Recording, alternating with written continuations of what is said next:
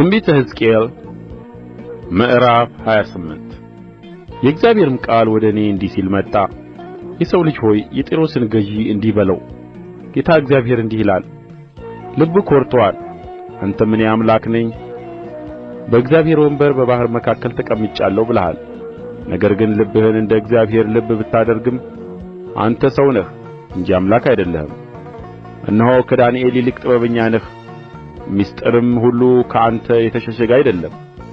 በጥበብህና በማስተዋልህ ብልጥግናን ለራስህ አግኝተሃል፣ ወርቅና ብርም በግምጃ ቤትህ ውስጥ ሰብስበሃል። በታላቅ ጥበብህና በንግድህ ብልጥግናህን አብዝተሃል፣ በብልጥግናህም ልብህ ኰርቶአል።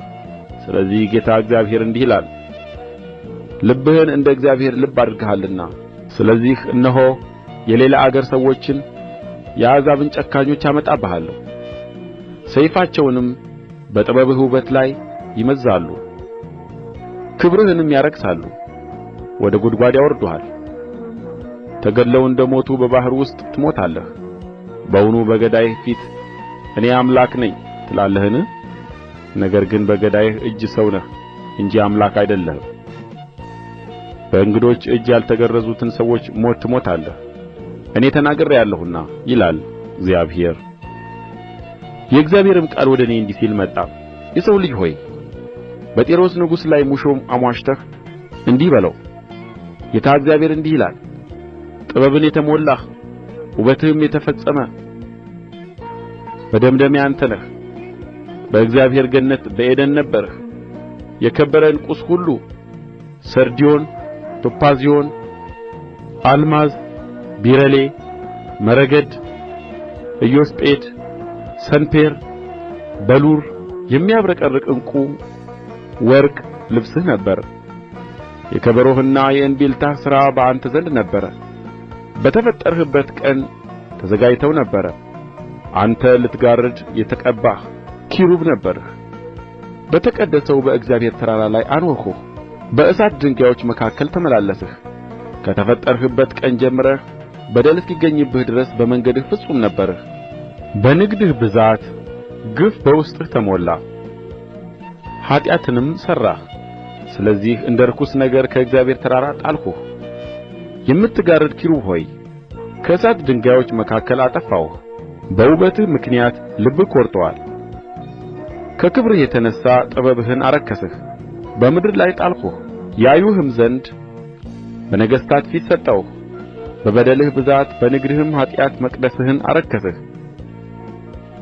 ስለዚህ እሳትን ከውስጥህ አውጥቻለሁ፣ እርስዋም በልታሃለች። በሚያዩህም ሁሉ ፊት በምድር ላይ አመድ አድርጌሃለሁ። በአሕዛብም ውስጥ የሚያውቁህ ሁሉ ይደነቁብሃል። አንተም ለድንጋጤ ሆነሃል፣ እስከ ዘላለምም አትገኝም። የእግዚአብሔርም ቃል ወደ እኔ እንዲህ ሲል መጣ። የሰው ልጅ ሆይ ፊትህን ወደ ሲዶና አቅንተህ ትንቢት ተናገርባት፣ እንዲህም በል፣ ጌታ እግዚአብሔር እንዲህ ይላል፣ ሲዶና ሆይ እነሆ በአንቺ ላይ ነኝ፣ በውስጥሽም እከብራለሁ። ፍርድንም ባደረግሁባት ጊዜ በተቀደስሁባትም ጊዜ እኔ እግዚአብሔር እንደ ሆንሁ ያውቃሉ። ቸነፈርንም በእርስዋ ላይ ደምንም በጎዳናዋ እሰድዳለሁ። በዙሪያዋ በላይዋ ባለ ሰይፍ የተወጉ በመካከልዋ ይወድቃሉ። እኔም እግዚአብሔር እንደ ሆንሁ ያውቃሉ።